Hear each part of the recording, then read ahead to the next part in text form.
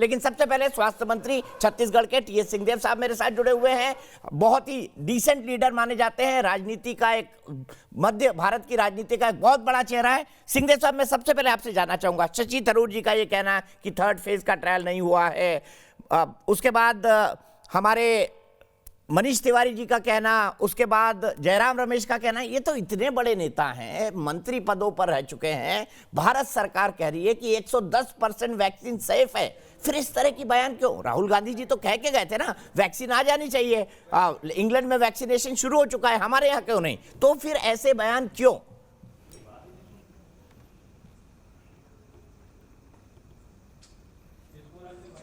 इसमें मुझे लगता है उस दिन भी आपके चैनल में मेरे को आने का अवसर मिला था।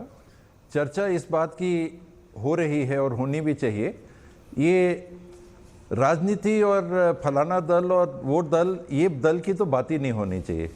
इस समय जब कई प्रकार की लोगों में संशय की स्थिति बनी हुई है और वैज्ञानिक खुद कह रहे हैं कि हमको एक सीमित जानकारी इस वायरस के संबंध में है, उसमें आग में घी डालने का काम हम में से किसी को नहीं करना चाहिए। जो जानकार लोगों ने, आपने कुछ लोगों से नाम लिए, मेरे दल के भी मेरे से वरिष्ठ लीडर्स हैं, उनके नाम लिए, मेरे से कहीं ज़्यादा वो विद्वत हैं, बहुत ज़्यादा जानकारी रखते हैं, अंतर्राष्ट्रीय राष्ट्रीय स्तर की जानकारी रखते हैं, उनके संदर्भ में मैं टिप्पणी कोई नहीं कर सकता।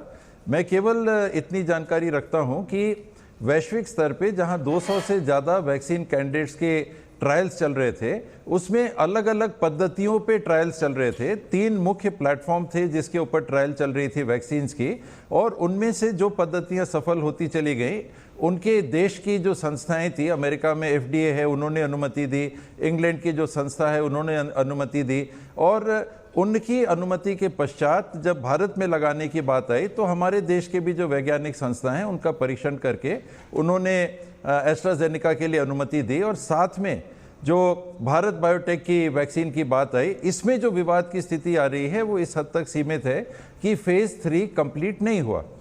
उसमें 28,500 उन्होंने टारगेट ग्रुप रखा था, फेज 3 में उनका परीक्षण करने के लिए लोगों की संख्या क्या, और उसमें 23,000 के आसपास 3 तारीख को जब ये घोषणा हुई थी उस समय तक इनकम्प्लीट था।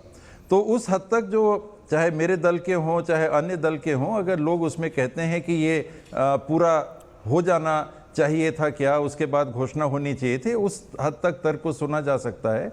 उसके आगे हमको वैज्ञानिकों को जरूर रखना चाहिए और हमारे देश के भी वैज्ञानिक अगर इस बात को कह रहे हैं, जानकारी से कह रहे हैं, बिना जवाबदेही के नहीं कह सकते कि हम आपात स्थिति के लिए, मैंने ड्रग कंट्रोलर ऑफ इंडिया के भी 3 तारीख के बाद के डिस्पैच को देखा, उसको पढ़ा है, उसमें भी उन्होंने उसको कोवैक्सीन की जो बात आई है, उन्होंने कहा है कि अभी ट्रायल अंडरवे है, फेज 3 पूरा होना है और तब तक अगर कोई आपात ऐसी स्थिति आती है तो उसमें यूज़ कर सकते हैं। उसको उन्होंने ओके किया है उस राइडर के साथ, और जो कोविशील्ड है उसको उन्होंने कहा है कि इसको उपयोग में लाया जा सकता है।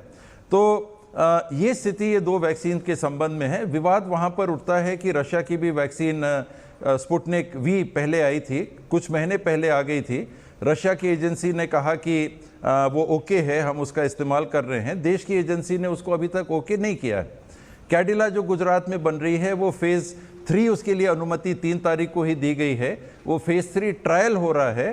तो भले फेज़ 1 फेज़ 2 हो गया है, उसकी इम्यूनोजेनिसिटी की बात आ रही थी, हो गई है, एफिकेसी कितनी है वो देखना है, तो उसको केवल फेज़ 3 ट्रायल की अनुमति अभी दी गई है। उसको इस नज़रिए से देख के कोई ऐसे बयान जो देश के उन नागरिकों को जिनको वैक्सीन लेना है भ्रम की स्थिति उत्पन्न करेगा, उससे हमको सबको बचना चाहिए, चाहे हम किसी भी दल के हों। यहाँ इतने गंभीर मुद्दे पे 100-110 साल बाद महामारी आई है, उसमें हम ये चर्चा कर रहे हैं। अभी बर्ड फ्लू की बात आ रही है कि 6-7 प्रांतों में बर्ड फ्लू का अलर्ट, हमारे छत्तीसगढ़ में भी हमने अलर्ट कर दिया है बर्ड फ्लू का। जहां ऐसी स्थितियां हैं, ये राजनीतिक दल कांग्रेस, भाजपा, सपा, ये सब मिटा देना चाहिए। केवल हमको उन मुद्दों पे बात करना चाहिए जो देश के नागरिक के हित की होंगी, बाकी बातों से हमको बचना। बिल्कुल सही कहा सर, मैं 100% आपकी बात से एग्री करता हूं और मैं समझना, आपको बताना चाहता हूं देश के लोग क्या सोचते हैं।